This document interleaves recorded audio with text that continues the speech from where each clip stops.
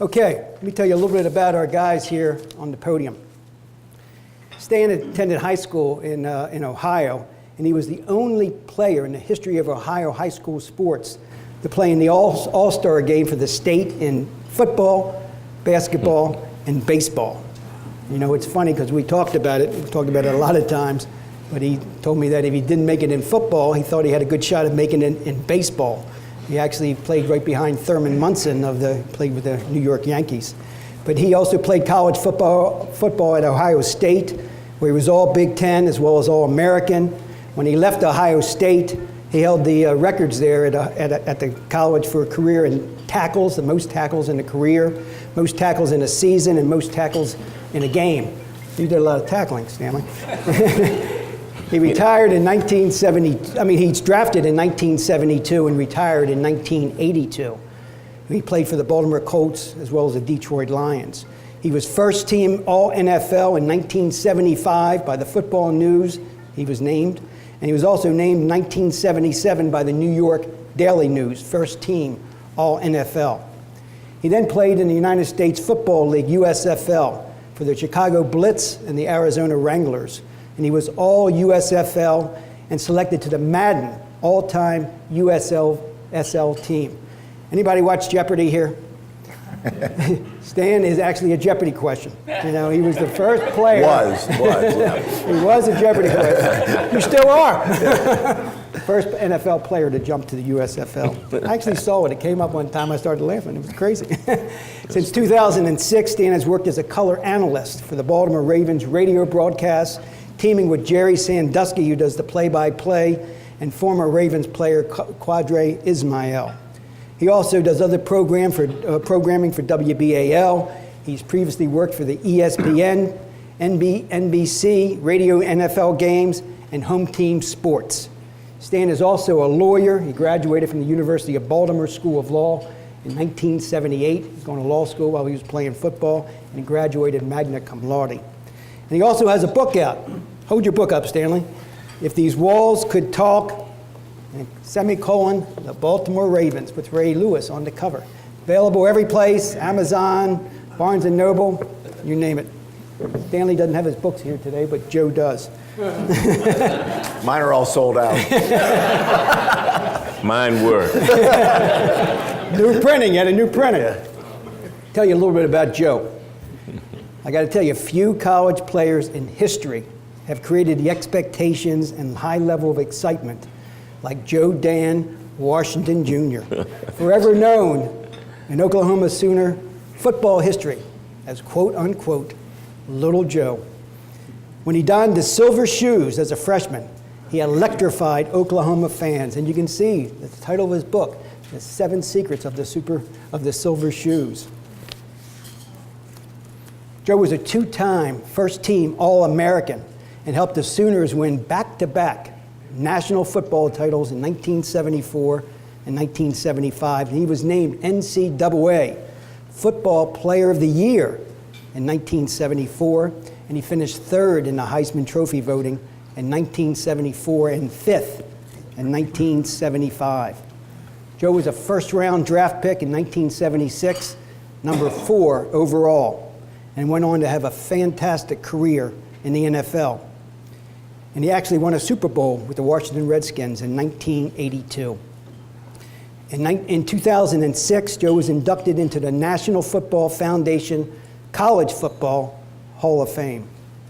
Now, Joe's book that I just held up a second ago, The 7 Secrets of the Silver Shoes, provides a glimpse on Joe's simple take on life, a homespun philosophy and genuine humility that has served him well through the years and still impacts young athletes and all privileged people to know one of the greatest Sooner legends of all time. And I got to tell you, I've experienced that firsthand. Joe and I and about 4 other guys were on a fishing trip in Alaska about 10 years ago. And once we got to Alaska, we took a helicopter ride to this remote area. It was kind of funny. The helicopter pilot, it was a 6-seater. I said to the helicopter pilot, I said, I don't do too well. I get a queasy stomach on the helicopter. I said, where should I sit? He goes, "Not next to me." I mean, real nice guy. Anyhow, we take the helicopter ride to this remote area. I mean, it was like 50 to 60 people that lived in this entire town. And we stopped at the only store there. It was like a 7-Eleven type of thing to buy something. And the word got out. One of the 60 people there was a graduate of the University of Oklahoma and heard Joe Washington was in town. They stampeded over to our cabin to get Joe's autograph. So I tell you, it was a great experience, and that was a great. We're everywhere. You got to watch out. Did they all have silver shoes on? No, only Joe. And I tell you, one of the greatest things, you got to look at his back cover. You know, anybody see this? Joe was actually like a hurdler in high school, and I guess you did a little bit in college, actually hurdling over the guy. Great picture. I guess it's one of the pictures in NFL history that they show all the time at ESPN. Stanley, we talked about all the tackling you did in college and I guess in high school as well. Mm-hmm. Tell us about that. You know, what are nowadays all we hear about is concussion issue, the concussion protocols. Back when you played, I mean, they didn't know how to spell the word concussion, both of you guys. You got hit, you got your bell rang. They wanted you back in there as soon as you could. Tell us some of your views on the concussion issue today. Well, in those days, you got a concussion, they did smelling salts on the sideline, and you were back in the game. When I was in high school, you were taught to use your head, to put your face mask through the guy's number. That's the way it is. And so it's a very concerning subject, something I pay a lot of attention to. But on the other side, they did a study. Well, you heard about the study where they said 110 out of 111 NFL brains they studied had this tau protein in, had this CTE.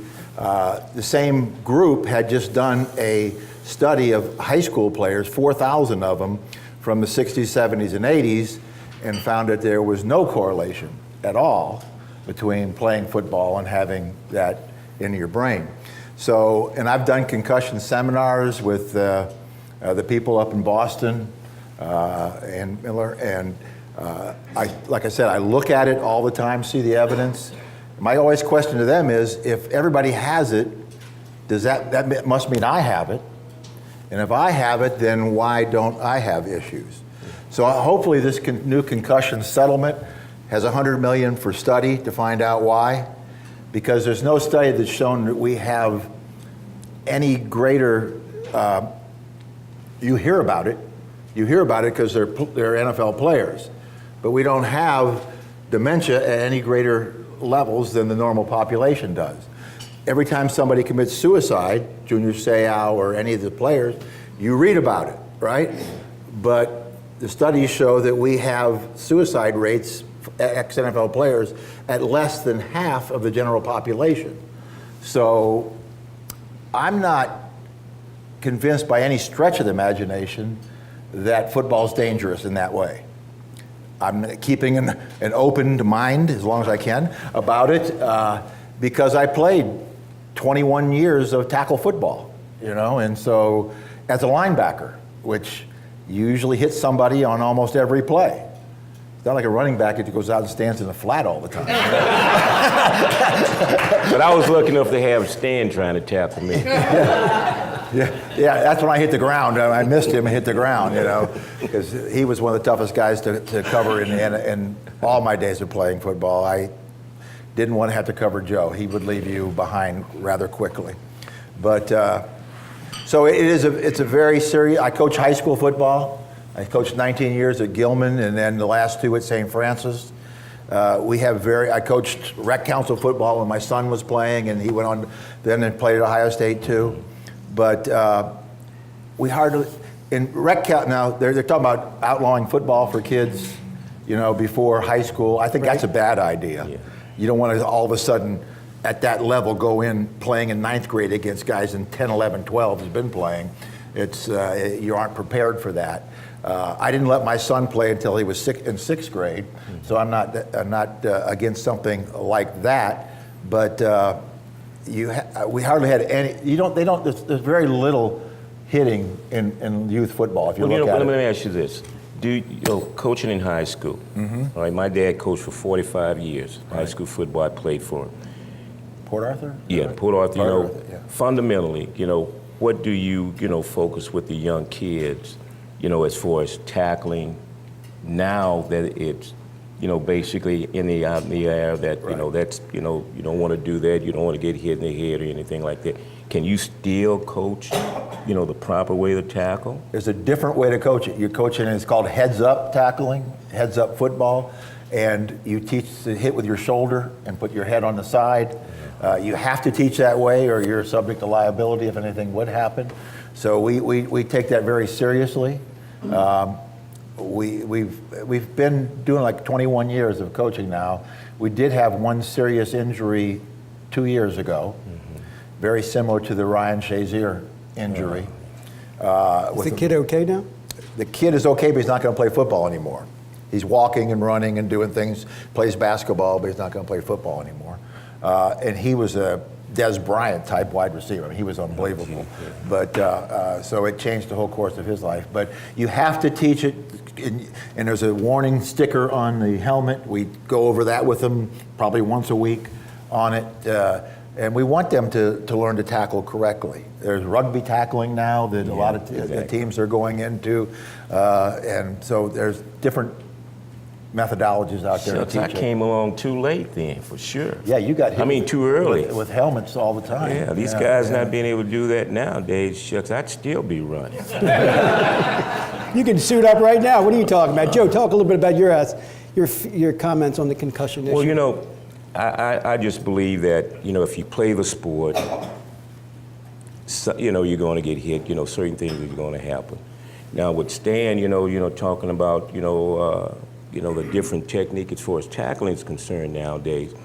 And I'm around University of Oklahoma all the time, and I watch him, practice, I watch him tackle, and it just makes me sick because it's more arms and everything and grabbing. Linemen don't even, when I was playing, and Stan was playing, linemen could not use their hands. Couldn't use their hands. They had to go here, they'd punch you a little bit, give you a little blow here, which I thought was pretty nice, punch you, and then work their way up. Now guys, all they do is basically shield and hold. So you're basically keeping, the head out of contact's way. And I'm thinking, this game has changed a little bit now. And because of that, and because they don't teach you to use your forehead, for the most part, especially tackling, I think they've taken a lot of the contact and the actual violence out of the sport. I mean, the rules are such that, hey, if you run across the middle, you can rest assured whether they threw it to you or not, you're gonna get a concussion from somebody. Guys like Stan, like little people coming across the doggone middle, and the ball's thrown somewhere and it gives them a chance to get a good shot, which I would normally take too. But, I just don't understand, the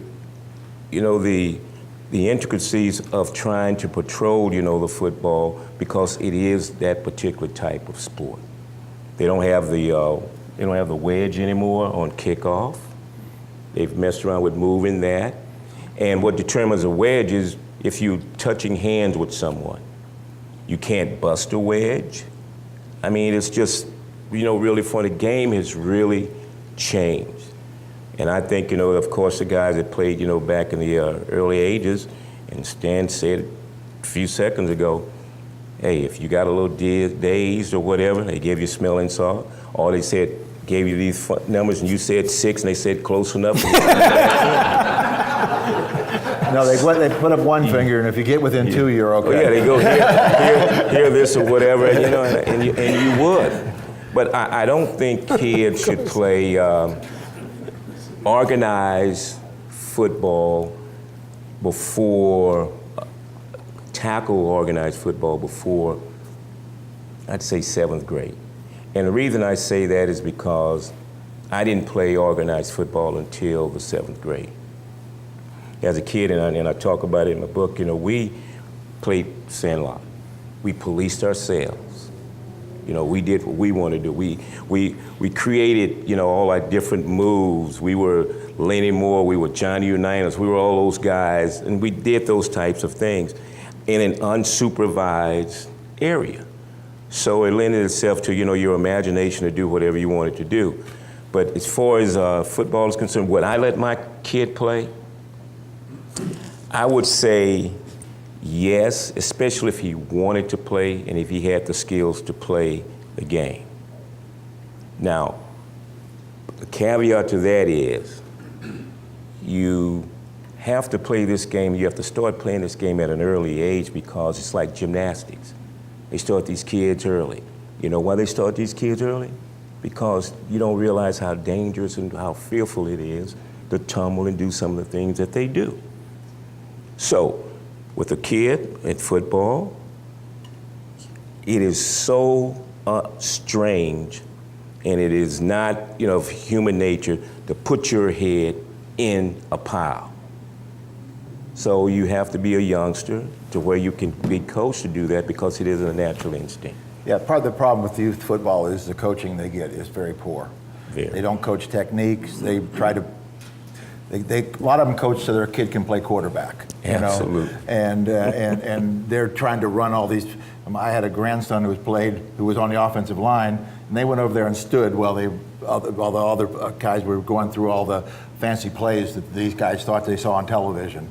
And of course, I think they won one game all year. That's the type of thing. But the good thing, I think, if you look at these players, you hear about concussions, the biggest problem is what they do after they're done playing. Too many of them get involved with drugs, alcohol. They get depressed because, was it 78%, I think, the Sports Illustrated survey of NFL players are either divorced or bankrupt within 3 years after they're done playing. And, a lot of them marry women who like to be married to football players, and when they're not a football player anymore and the money's not coming in, they're not there anymore. So a lot of these guys go through things and they get overweight, all these different things they go through. So we have to do a better job with helping players transition into their next lives and try to keep them healthy as they go on in life. Because, as I said, when you're done playing, the rest of your life is rehab. That's what it has to be. Yeah, and one thing, with that. See, one thing I think about, being a professional athlete, and I think it is the, really the kiss of death, is a realization of your mortality. And nowhere on the planet of the earth is there any other profession more so than being a professional athlete. Do you realize that? Because you can see it taking place. Hey, that first year you come in, hey, you're running 4.5. Hey, and after about 3 or 4 years with all the bumps and bruises you have, that thing goes down about 4.59, 4.6, and you can see it, you get an injury. And so the reality, of it all, it hits you early on, whether you're going to have to retire or what you need to do. And I just think it's just tough on human nature to be able to face that. Because, even at this particular point now, I'm closer to 100 than I am one. Hey, the inevitable is going to happen. And I think, hitting it in 2 stages or whatever, I think it's tough.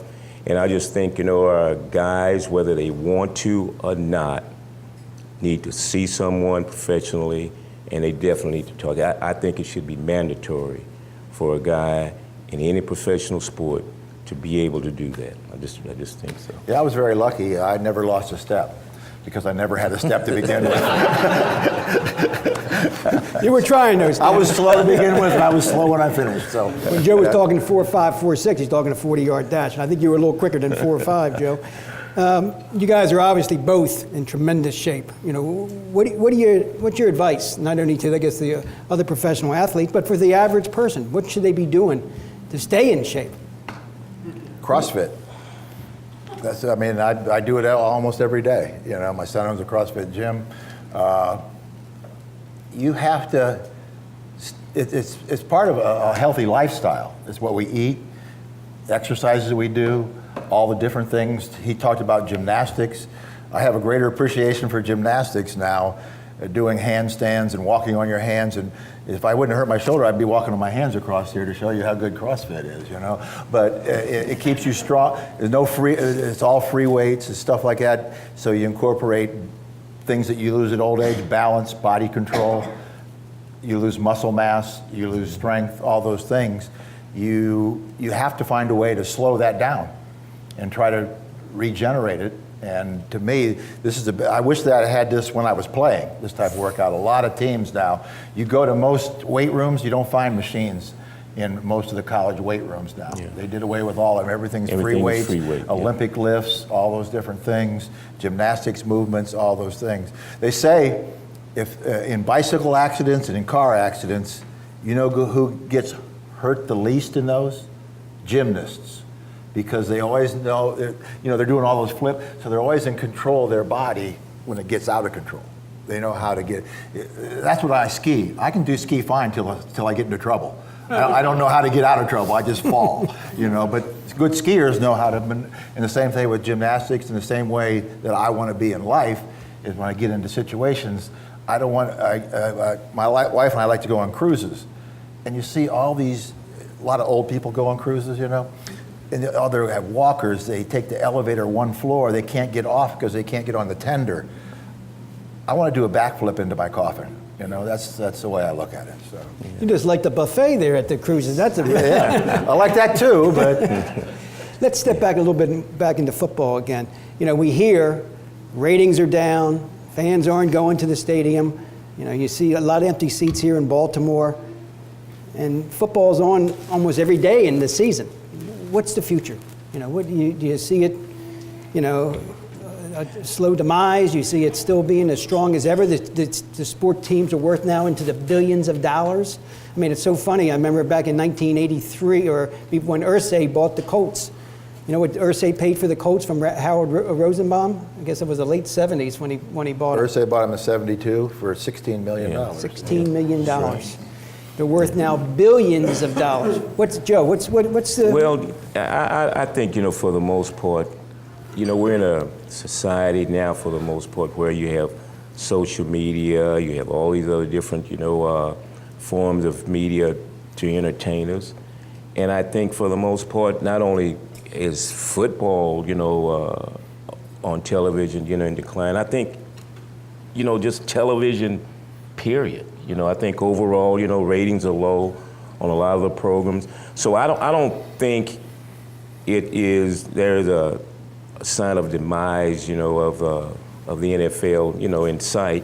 I think, the way we are as a society, we're looking at TV shows or entertainment, one way or another. I just think, we're at a stage now where everybody is doing something else on a whole.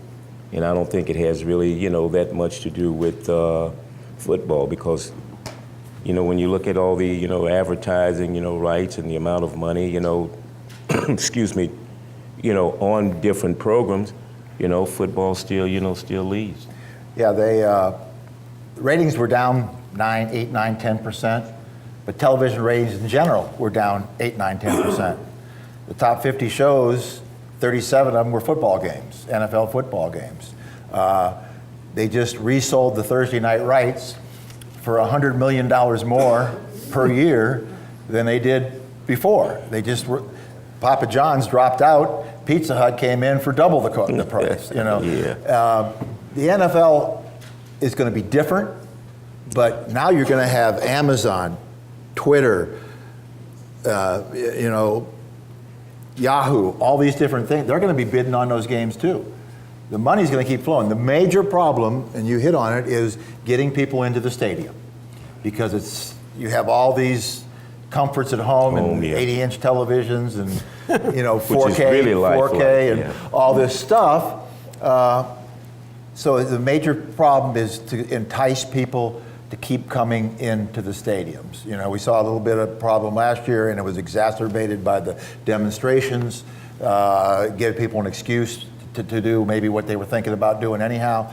And I've lived through a couple of those. After the strikes and everything else, a lot of times people say, I'm never going to go back, but they end up going back because their kids go back, somebody else goes back, and they end up going back. So it'll be interesting to see how the attendance goes. The Ravens are very concerned about that, I know. What was the Ravens' record last year? 9-7. That might have a little to do with that too, though. Well, it's third year in a row they didn't make the playoffs. Yeah, Absolutely. Yeah, yeah. So, Let's digress for a second. You guys both played a long time in the NFL. What moment, I guess, stands out more than anything and that's most memorable to you? I know, Stan, you and I talked about before about the time you nailed Namath in the backfield. That was just because it was my first game in Memorial Stadium. You know, my first year. One of the things that I cherish is the fact that I played 1 year with Johnny Unitas. And my goal is. You remember Babe Ruth? And they had that guy. Did you play with Babe Ruth too? He was his room. But they had a guy who was his roommate who was doing all these interviews. He was the last guy alive that played with Babe Ruth. Well, I'm going to be the last guy alive that played with Johnny Unitas. So I get to go around and do all those interviews. And I have a picture of myself. It was my rookie year. He came in. Irsay bought the team. They benched Unitas after 4 games. So in the last home game, John Sandusky, who was Jerry Sandusky's dad, was our head coach, wanted John to go in the game and get applause, but he wouldn't do it. So Marty Darmas faked like he was hurt, and John had to go warm up. And I have a picture of me standing behind him with my back, and it says white on it, of him warming up for the last time. So you in the picture? I'm in the picture. And that's a picture I have that I always cherish, of me in the background of Johnny Unitas. But he went in the game, threw one pass. It was a literal duck, almost end over end. It bounced off 2 defenders right to a guy named Eddie Hinton, who ran 63 yards for a touchdown. The crowd went wild. Johnny went to the bench and never played again for Baltimore. Yeah, so went to San Diego. That's a great question. Quarterbacks today make $20 million at the low end. What do you think the most money Johnny Unitas ever made, and who did he make it for? What team? Anybody know that? Chargers. How much did he make? Not Stanley. Come on. What was the most money Johnny Unitas ever made for the Chargers? $250,000. And the most he ever made for the Colts was $125. And he got double when he went to San Diego. And so. Joe, this picture, I guess, says, that's picture's unbelievable. Well, I'm going to tell you what. I'd have to say, growing up in Texas, everybody's a Cowboy fan. I rooted mostly for the AFC, the new AFC, the Houston Oilers and Kansas City Chiefs.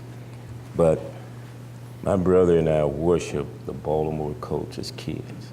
Here we are, 2 little kids in southeast Texas on the Gulf of Mexico, near Louisiana, and we are Colts fans. He was always Johnny Unitas. I was Lenny Moore.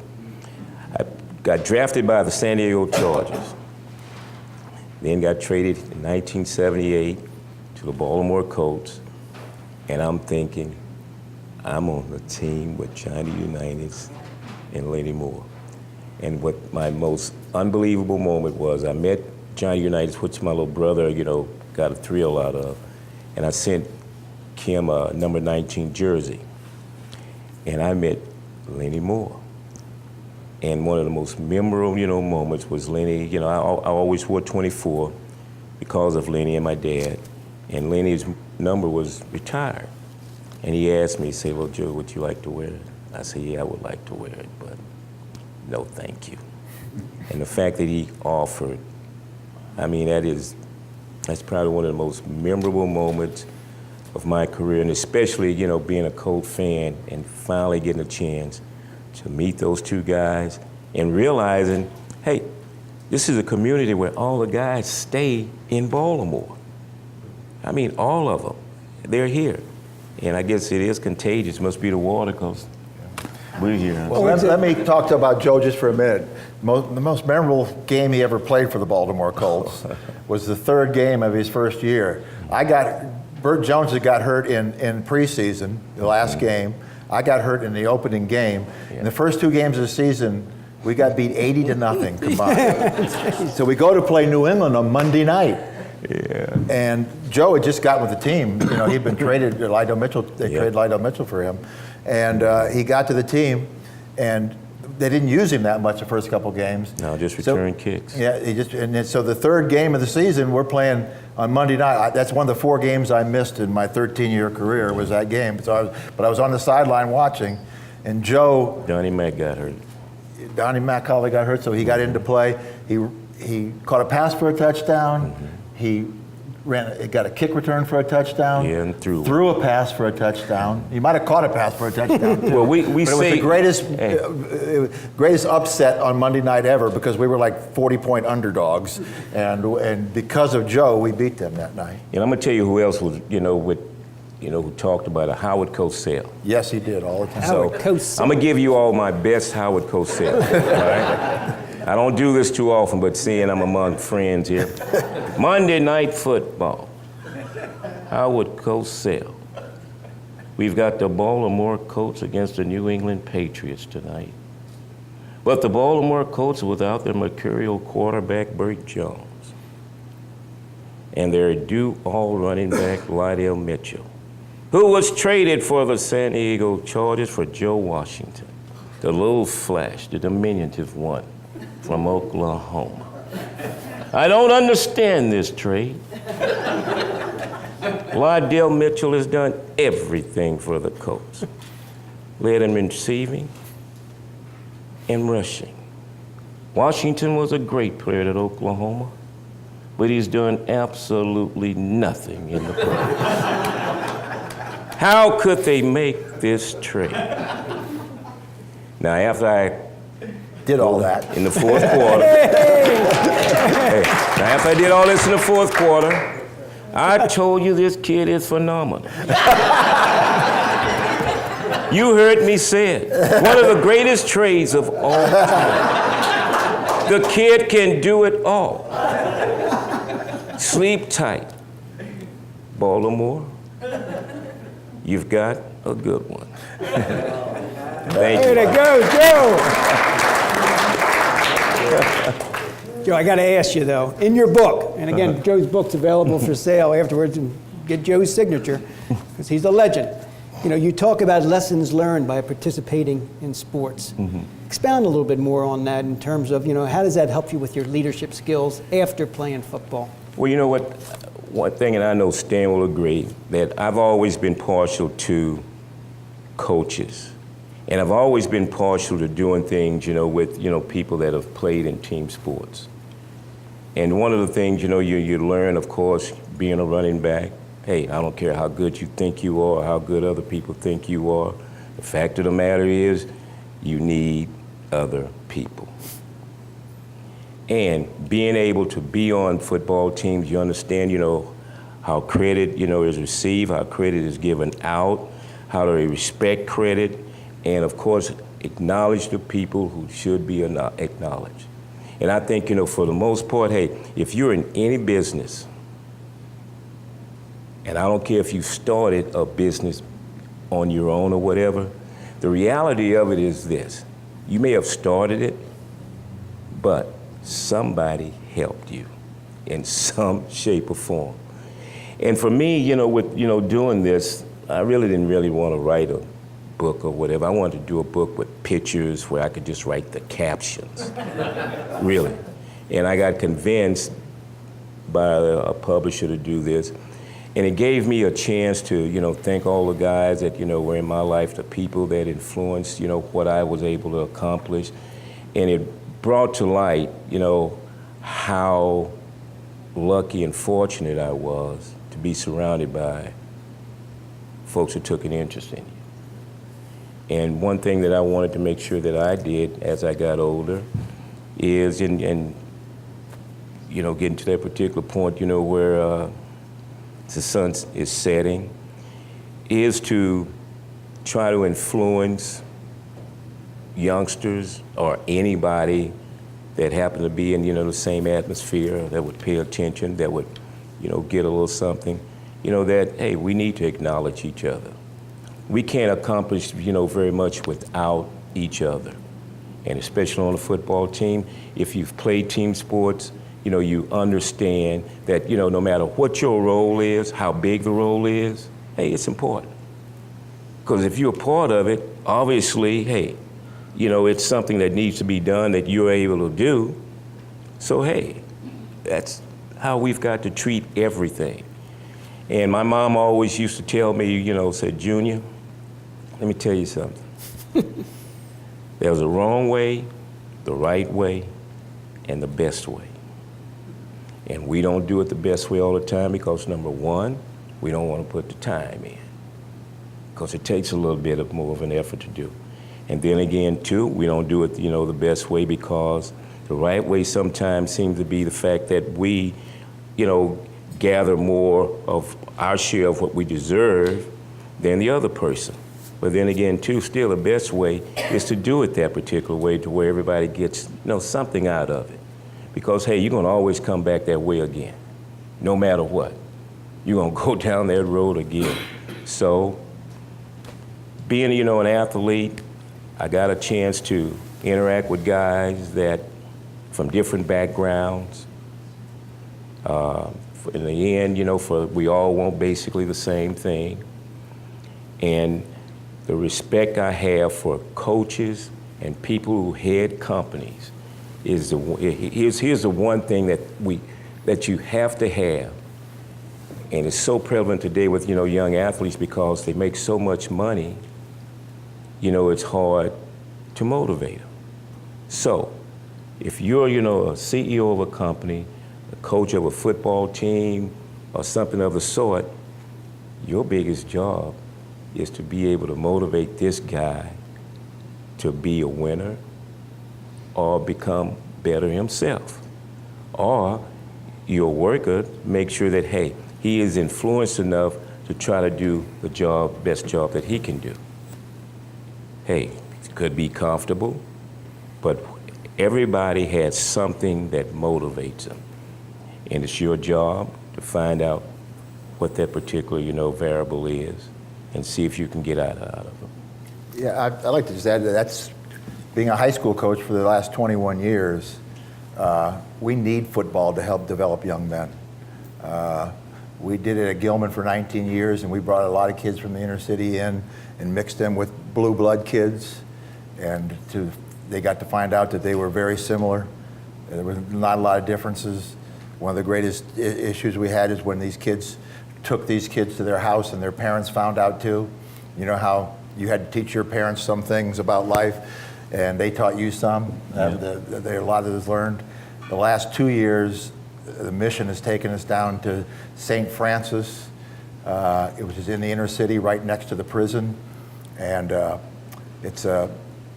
I'd say it's an all African American team, but we do have 3 white guys on the team. So we were starting to incorporate a little bit of diversity down there. But our goal, and we got 16 of our kids, we ended up 3rd in the country this year in USA Today. Wow. We were number 1 in Maryland, so we went down to play we were number 11 in USA. We played the number 8 team out of Utah, number 1 in Utah, number 8 in the country, and we beat them 41-3, so we jumped way up.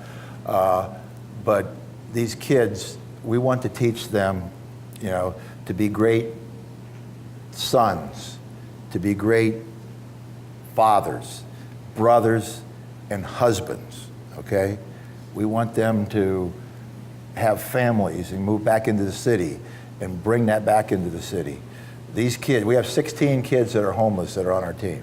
Jeez. We house over 30 kids just to get them out of the situations where they don't have a mother or a father at home that's there at night, so they don't study, they don't eat, and they don't eat right, all those different things.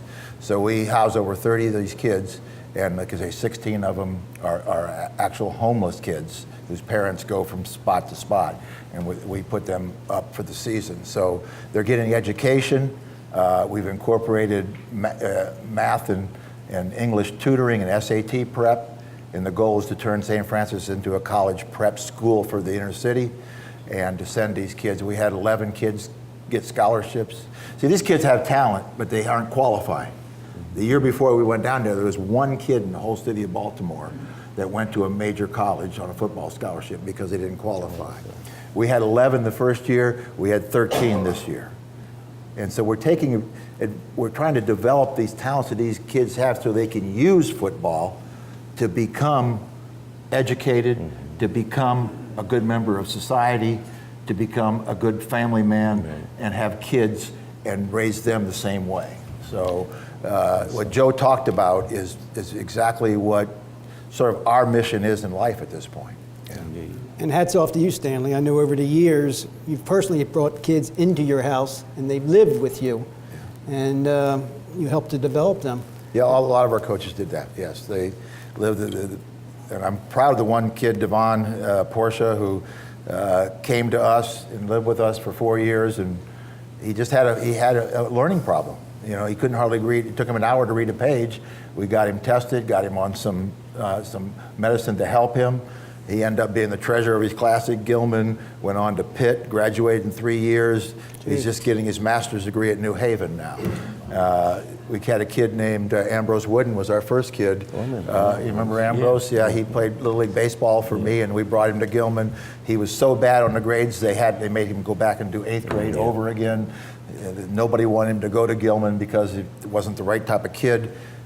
He goes on, goes to Notre Dame, graduates from Notre Dame, gets a graduate at Notre Dame, working for Goldman Sachs on Fifth in New York, and they're going to make him one of the head guys over at their London office. So a lot of these kids just need the opportunity and be taught how to study and how to learn, and be given them the opportunity to do that and hold them accountable for doing it.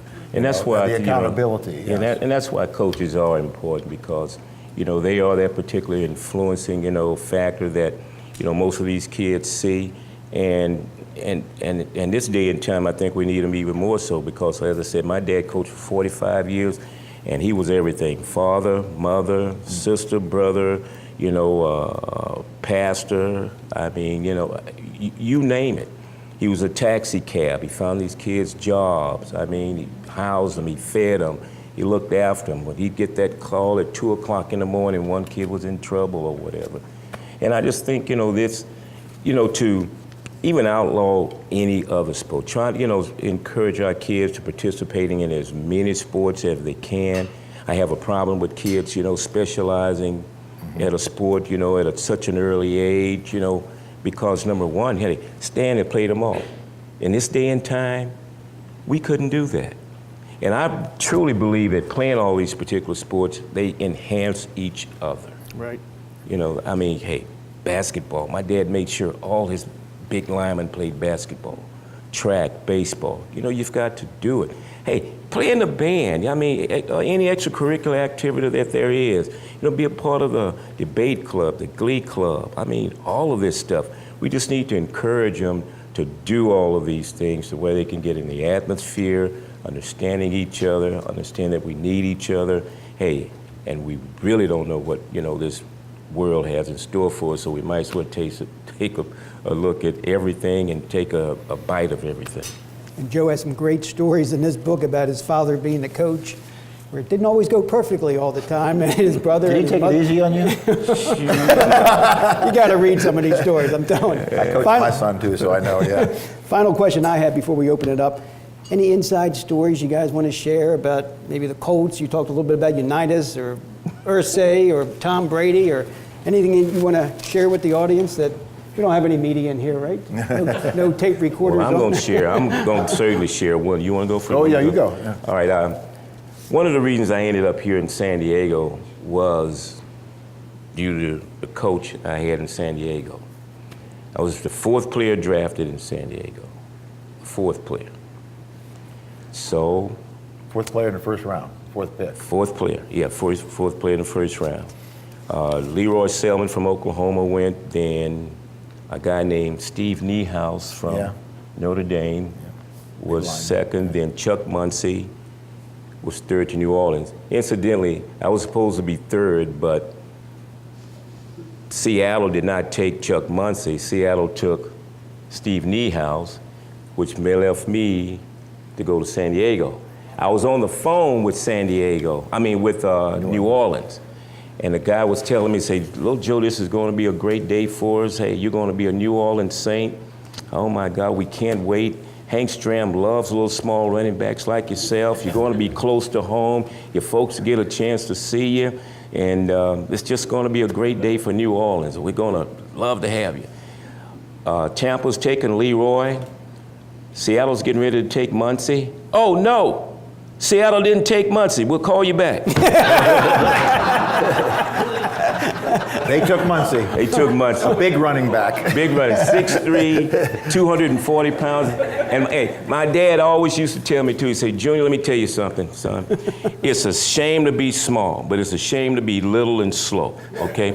So whatever you do in life, make sure you never stand next to anybody that's over 6'2", okay? Which gets me to this story. The coach of San Diego was about 6'4", Tommy Prothro. And Always had a cigarette in his mouth. yeah, matter of fact, I got this just so I can do my impression. I just happen to have a cigar here. Tommy smoked his cigars and cigarettes just like this. He put them right here. Do like that. He never called me Joe the whole time I was there. He always called me Washington. Washington, come here, son. Come here. I want you to take the handoff over here, run up in there, and run over Louis Kelcher. Louis Kelcher was 295 pounds. Can't do that. But here's the story. You guys got to imagine this. Okay, we're in a locker room before the game. Gals, you too. We're in the locker room. About this size, we're playing the Oakland Raiders. And he gives his pregame pep talk. And this is what he does. I'm gonna stand up. He say, okay, men, gather around. No, sit down. Look, let me tell you all something. All right. Men, if listen, son, you're not listening, son. You're not listening. Men, if we play our best,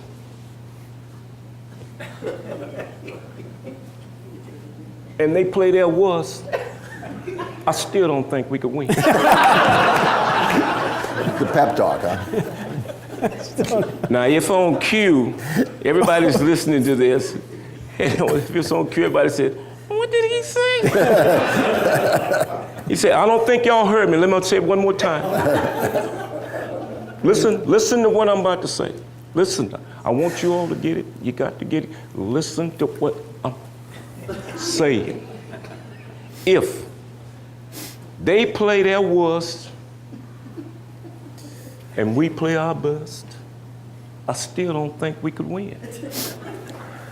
Well, to say the least, we went out there and we got beat by 40 points. But the point I wanted to make, in this, and I think I tell a couple of stories in the book about it is, hey, it's one thing to, just tell it like it is, especially, when you're talking about sports or in your business, and you're trying to motivate somebody. Hey, you can't lie to them, Hey, because, hey, they know when you're lying. People know when you're lying. But hey, you've got to give them something to at least have some type of hope. What he had to say was, okay, we're so bad, we aren't that good. Okay, we can't beat these guys. But if we can get a couple of breaks, we can get a fumble here. We knock down a couple of passes. Or if we hustle a little harder, we get blocked and we get up and chase someone and make a tackle. Maybe, something happens because you have to have all these things happen in football games for you to win anyway. And plus, just the deciding factor with me, I understood then and I learned at that particular point, I had the worst success with coaches that were over 6'2". So I got traded from there. I come here to Baltimore. Ted Marchibroda, we can see eye to eye. And then they got rid of Ted and got Mike McCormick, who was 6'3", and I ended up in Washington. So For all you diminutive ones, remember that, hey, be able to look eye to eye to some of these guys. You don't have to be 6'3" or anything, 6 foot, but it's all right. What you have to learn to do when they take the picture is this, That's how I always do, stand on your tiptoes. Yeah, but you were still 2 inches taller than I was. Oh, more than that. Yeah. So I guess your coach at San Diego didn't read the Bible much, didn't know about David and Goliath and all that stuff, huh? We Well- use that story all the time when we're playing. Yeah, well, you know what though? He got fired after the Monday night game. Oh, did he? Got fired that Tuesday morning. He should have. Yeah, thank you very much. Or got at least a new cigar or something like that. Stanley, final Jeez, thought. I don't know how to top that. I'm going to go all the way back to my rookie year. I was a 17th round draft choice. He was the 4th player picked. I was the 4th to last player picked. They had, I was number a whole bunch of rounds, 438 out of 17 rounds. I was number 438 out of 442. So we're the opposite ends of that spectrum. But and we only kept 40 men on the team in those days. Yeah. So we go down to training camp. We had a training camp in Tampa my rookie year because Rosenblum wanted a new stadium, so he was threatening to move the team to Tampa before they sold it to Bob Irsay. When I signed with the team as a last round draft choice by George Young, by the way, if you know who George Young is. I was the first guy he ever signed because he was the offensive line coach and he wanted to get into management. Just take the 17th round draft choice. And I told George I did better than anybody he ever negotiated. Phil Simms did better than he did because they offered me $500 and I got a $1,000 bonus. Twice. Did anybody ever get twice the offer? I mean, no, I don't think so. But so we go down to Tampa. We play 6 preseason games in those days. So I think it was the first or second preseason game in Tampa. Nobody had met Bob Irsay yet. He had just bought the team, like I said, in the interim. By the time I had trained, he had bought it. Nobody had met him. So we're on the sidelines, and I didn't see this happen, but I was told this happened. And once you hear it, you'll understand that it's probably pretty believable. So I stand on the sidelines, and Johnny Unitas is standing on. They didn't play in the preseason games, obviously, not Johnny Unitas, but in his 17th year. So he stands there, and Bob Irsay comes up beside him, hits him and says, "Hey, we're going to have lunch tomorrow." Unitas looks at him and says, "Who the F are you?" He was benched 5 games later, so I think that's when he decided to remake the team. But there was a new owner, and this guy's a little red-headed guy, a little round guy. And red he was face. shorter than you. Yes, he was. And red, and he was always inebriated, to say the least. And he was as he stumbled down the sideline and he said to Johnny, "I'm going to have lunch with you tomorrow." I can imagine Johnny looking at him, security. If you didn't talk to him before 10 o'clock, it was... That was the rule, yeah. I mean, it was noon. If you got him to his 2-martini lunch, it was too late. Yeah, after that. But how about your last preseason game down there when you told your wife you better come to see me because you might not be... That was my first preseason game, yeah. I was a last round draft choice, and they cut after every game in those days. We had 100 and some people in camp, 40 spots. And we had Ted Hendricks, who's in the Hall of Fame, Mike Curtis, who should be in the Hall of Fame, Ray May, all these really good linebackers.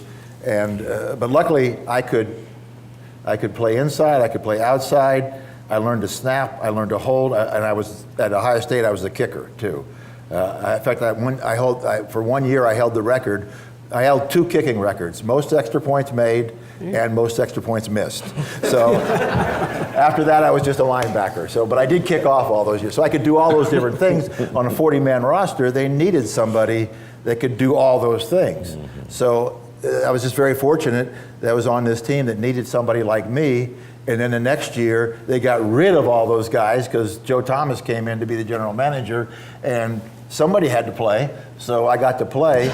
In the first preseason game I played, I think I intercepted 2 passes and started every game for the next 12 years. So, what was the question again? You told Patty you better come. Oh, yeah. So my wife, my mother, my wife, and my brother drove all the way from Ohio down to Tampa because I said, this might be my only NFL game. So they came all the way down there to see that one game. But I ended up and I knew, because like I said, I do the games with Jerry Sandusky now, his dad John, who ended up to be the interim head coach. The idea was then, on the day after the game, you went in, you looked for him, and if he looked back at you, you didn't get cut. So I always went to him, and every time I'd make sure, because if you got cut, he didn't want to look at it, he didn't want to say anything. So that was the clue that we had every game. So luckily he kept looking at me. Tremendous story. Anybody have any questions? Kent? Some comments and observations. Joe, you seem really comfortable today in your presentation, and I tuned into your analogy on how you're comfortable when you're in your height zone. So my sense is being on stage with Doug gives you great comfort. Yes, it does. It's fine. I got you. See that we're seeing what we're doing. I'm all right. Another, Great responsibility is what it does. You know. You have a question, sir? a couple comments, two things. Number one, the thing that stood out, I've had the pleasure of meeting Stan multiple times and having conversations, and Joe, you a couple times in years past, but the thing that stands out to me with both of you today is your humility. And I just want to say I admire that. I think everybody in the room probably does as well. And you carry that into the business world. I think that's contagious. And I think that's my personal take, is that's probably one of the greatest compliments that somebody could give somebody. Number one, is certainly one of the things that's lacking in today's day and age in some capacity.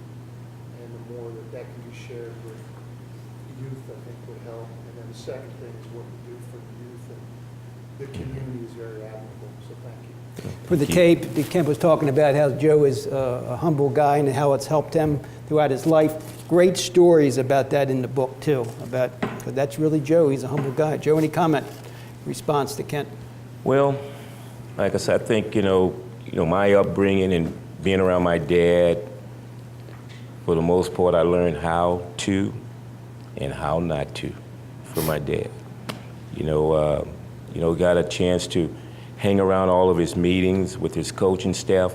I had a book signing back in Port Arthur, since the hurricane, and donated, to the Museum of the Gulf Coast. We have Janis Joplin down there, the Big Bopper. They're all from that particular area and stuff. And went back, like I said, it was basically a book signing, but it ended up being a homecoming because a lot of my classmates came. My dad's original coaching staff is still living. My dad's 88 years old, and they were all there.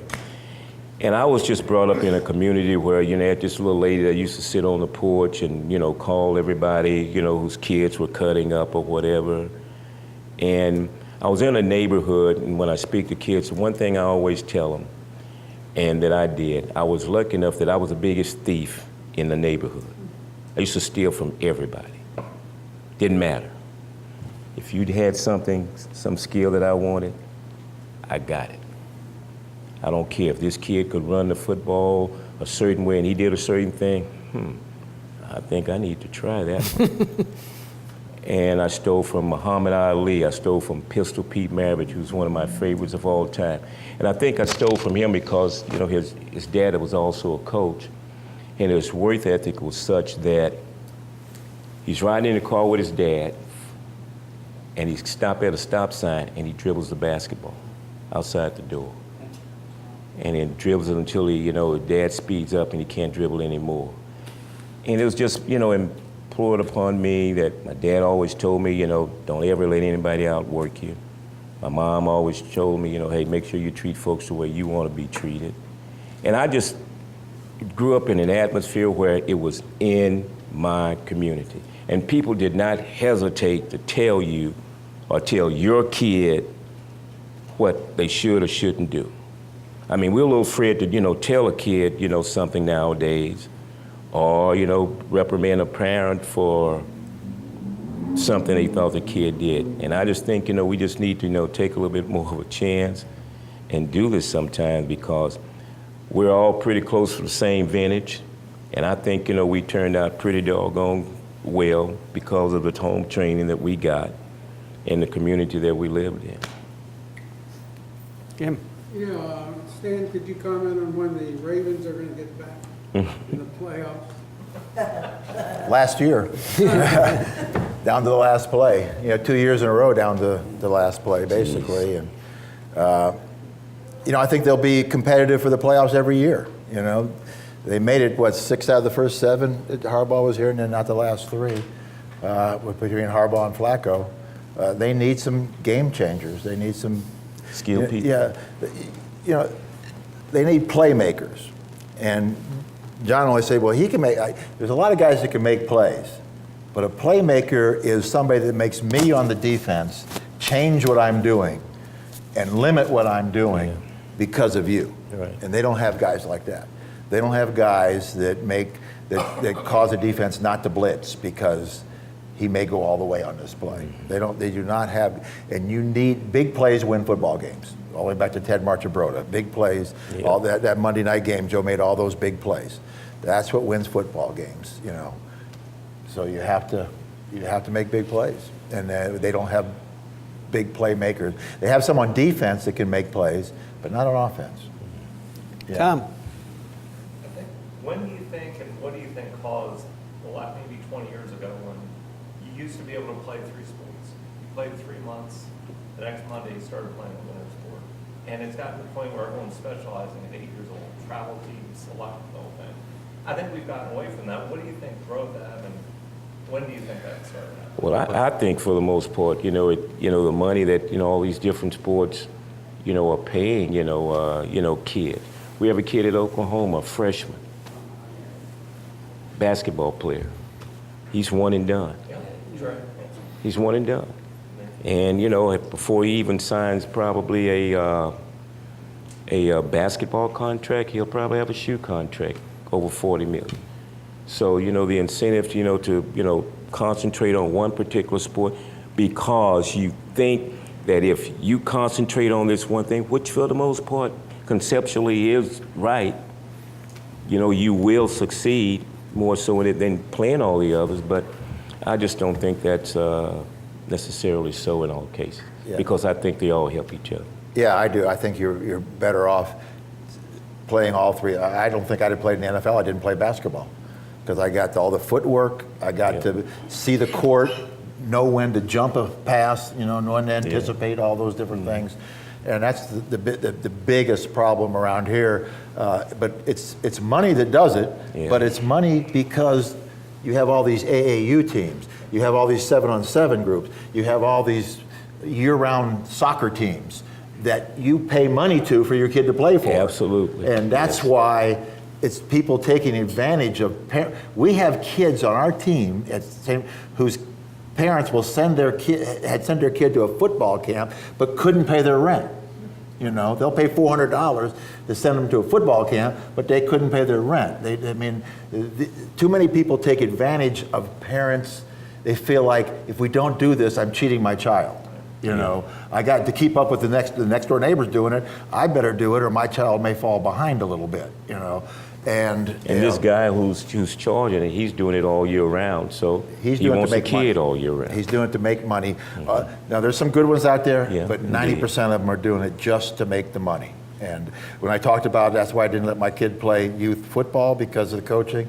It's the same way there. You gotta really know who you're giving your money to with his kids. I would have my kid play football, basketball, baseball, or whatever.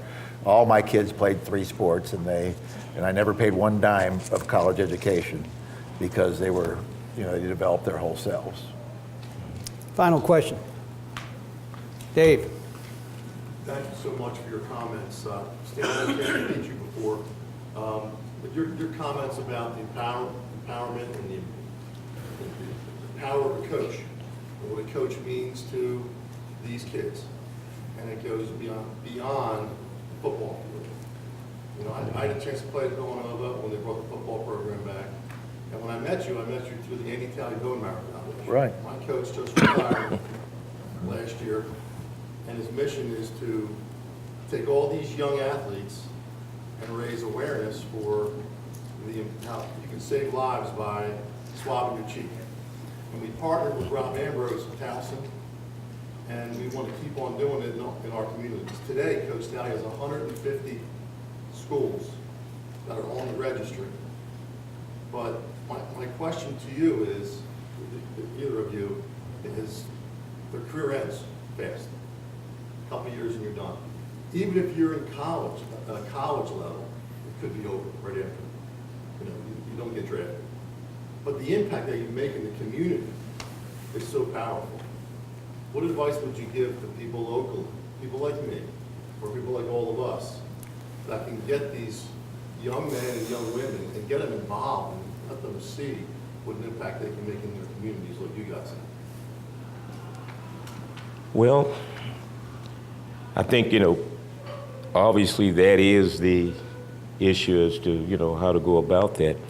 But I think, the one thing, we've got to do, and what we're trying to do at the collegiate level at the University of Oklahoma, we have something we call, Sooners Helping Sooners, is we try to make sure that, you keep them engaged, with that last source of school of learning. And I think, if he's a high school kid, you still have got to keep him engaged there in some shape or form. Because, he just left there. That's his familiar, familiar grounds that he's, surrounded himself in, for the last few years. And you just have to, in some shape or form, keep them engaged. How we do that, I have no clue. I really don't, but I do know that even our guys, after they leave, and eligibility is over with, we try to make sure that, they have a liaison between themselves and the university to where they can come back. We'll even help them, once the eligibility, is finished, to finish their degrees.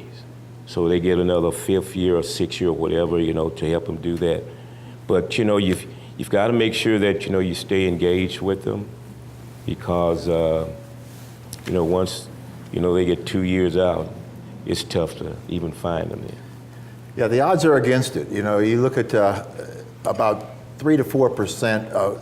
There's more kids involved in high school football than any other sport in high school. But only about 3 or 4% of them go on to play major college football. And then there's only a couple hundred of those for that class that go on to play in the NFL. So you're talking about less than 1/10% that go on to play in the NFL. You got to make them realize that first and realize they use football, use basketball to get to school like we're trying to do with these kids. Because every one of our kids that goes to a major college thinks they're going to the NFL. We got to make sure they get their education. This one and done stuff, I hate that. Yeah. I hope they go to the baseball rule, and I hope it goes that way where they either go or stay 3 years, one of the two. Mm-hmm. But you just have to emphasize to them the sports are a vehicle, not the ends. Very few people get lucky as Joe and I did to be in the right place at the right time. Exactly. And to be able to make a living and through a sport. But you'll always be able to make a living through an education. And that's what we have to do. So any of the groups, whether it be a high school group that does stuff like we do, and there's a lot of them that do that, support them, support the Boys and Girls Clubs, all those different things. They try to get these kids involved and making sure they understand what's important for them. This final question. Only got about a minute or two left, but Frank, I know you had your hand up. You guys had the highlight reels. Could you tell before a game that you had it that night? I mean, you brought up Joe's Monday night. I know where I was that Monday night. But before, as a player, or now us as coaches, can you remember, was there anything going on that night that you knew you had it? We all have good games, bad games, and some we can't figure out. But did you know you were getting ready to get in the zone before you were in the zone? You always hear about the zone after it's over. Yeah. But at the level you guys were at, could you have a sense that that night was your night? I could never tell what was going to happen. All I know is, just from, being a, player and playing for my dad, and practice sessions for me were very, very important. I mean, for me, practice sessions were full speed. You kick a hand off, you run 50, 60 yards. I mean, you do everything that you make your practice session harder than, in the game type situation. So I always knew that, if I had a good practice and, timing was good, I knew exactly what I needed to do. I knew I was going to be all right. I knew the potential was, a lot of other things had to happen. Like I say, hey, being a running back, you're going to do some good things, but you still need your teammates. But I could never tell when anything was going to happen. I always felt that I was prepared to make something happen, but I never knew. Yeah, the general rule is you play like you practice. That's what we preach, and that usually holds true, but it doesn't always hold true. I've had some of the games where I thought our team we played the Steelers in a playoff game in '76 here in Baltimore, and I've never been on a team more ready to play. Third play of the game, Terry Bradshaw throws to Frankie Lewis for a 70-yard touchdown, and we get beat 40-14. The needle came out. You have to be able to sustain that. The reason, I thought the same thing Howard Cosell was talking about going into that third game. We need Lydell Mitchell back, come on, But then Joe goes out there. Why'd we win? Because he made big plays which sustained our emotion and our enthusiasm that carried over to the other plays. You have to keep making plays to sustain it, or you'll quickly lose all that pregame stuff that goes on. So that's why the way the ball bounces, going into the last game last year, the Ravens game against Cincinnati, they were 97% chances of making the playoffs. And Jerry asked me in the pregame, what's the one thing, is there anything that bothers you? He said, the one thing that concerns me is how the ball will bounce. And if you remember, it bounced off our receiver going in for a touchdown to their defensive back who ran it all the way in for a touchdown. Even before the last drive, their punt returner fumbled the ball on their own 10-yard line, and it just rolls out of bounds before we have a chance to recover it. Those little things are the difference. Hey, but you know what that proves? Never bet on a game that has a ball that ain't round. The ball ain't round, don't bet on it. All right? Thank you, Joe and Stan. Thank you, everybody.